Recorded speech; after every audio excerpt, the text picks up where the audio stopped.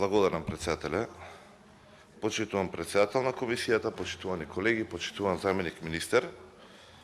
Најнапред дозволете да се заблагодарам за разбирањето и за поддршката што имавме со амандманот за студијата во индустријската депонија во Јегуновце, односно во Југохам. Исклучителна важност и на некој начин индиректно е засегнат и со овој амандман што сега ќе го дискутираме. Со тој амандман не можев тогаш да го образложам подетално.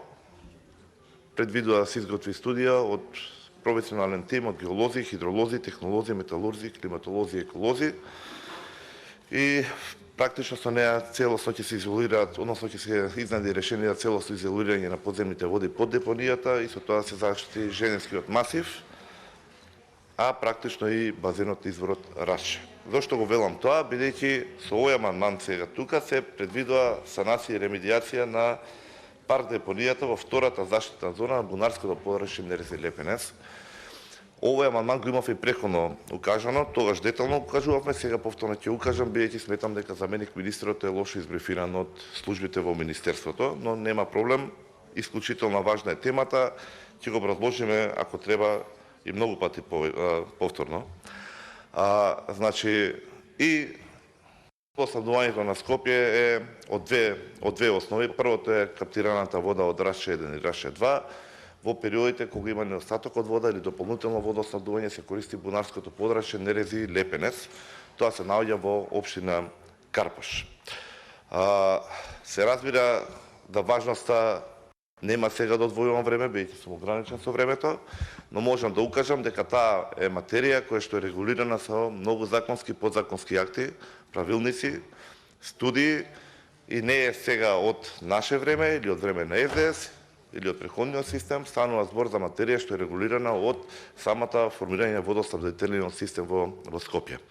Опфаќа 3 заштитни зони, како изворот Рашче, така и бунарското подрачје Нерези Лепенец. Првата е во непосредната близина на самото бунарско подрачје, односно каптираната вода на изворот, заштитено со физичка ограда и вака најпросто кажано да може сите да разберат, во тој дел на таа територија не сме ни пиле да прелета.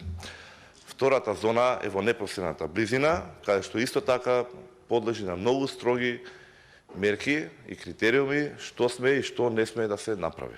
Вклучително од тоа не на градби, забрането на движење на разни градежни машини, не постои на там. Има цела една студија која што се изработува, се одобрува од градот, од министерството и која што ги регулира токму овие работи. И третата заштитна зона, тоа е на поширокото подрачје, што во најголем дел се следи состојбата преку изведба на систем на пезиометри, тоа се бушотини каде што редовно се проверува квалитетот на подземните води, бидејќи се индиректно засегнати и бунарите, односно изворот Рашче. Оној што беше прифатен на наше задоволство го засегаше директно Женевскиот масив, односно изворот Рашче. Ова за што сега збориме се однесува конкретно на бунарското подрачје Нерези Лепенец и е двојно посериозно, бидејќи станува збор за узурпирање и правење штета во втората заштитна зона. Практично случувањата што сега ќе ги спомнеме на кратко, односно ќе потсетам или ќе повторам, се случува до самата ограда на првата заштитна зона. Имаше некои активности каде што и во првата зона беше инвазивни ствари кои што се случија. На таа територија практично на целата втора заштитна зона во делот на Карпош беше предвидено парк.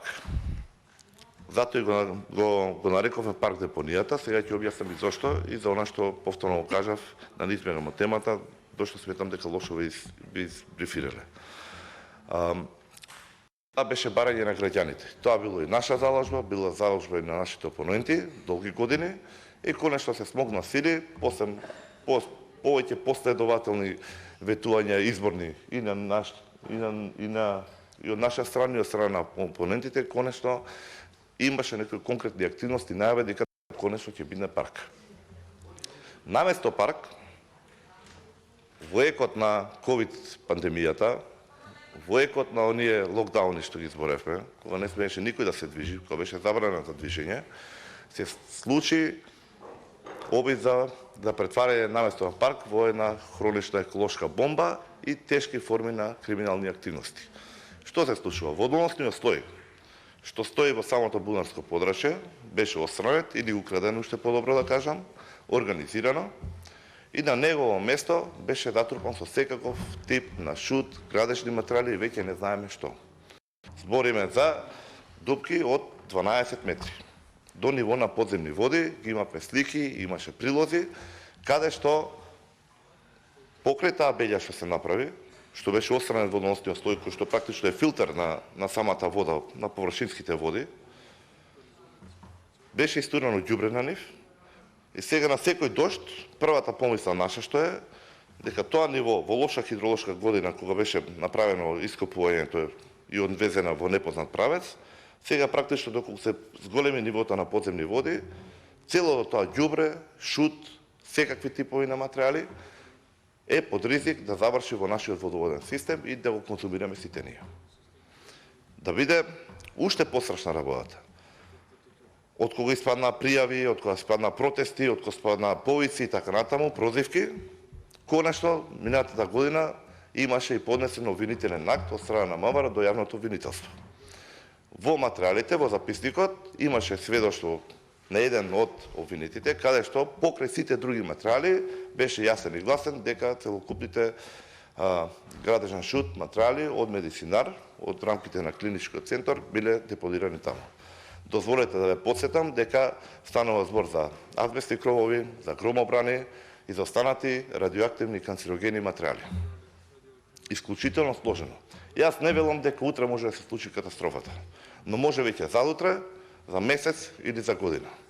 Со тоа што да се случи на страна ризикот за безбедноста и здравјето на граѓаните, дополнително тоа што ќе го бремени и водоснабдувањето на Скопје, алтернативните начини за водоснабдување предвидуваат, не знам, можеби од Врело или некои други, што ќе коштаат 30, 40 или 50 милиони евра најмалку и што најтрагично многу повеќе време, рестрикции и така натаму.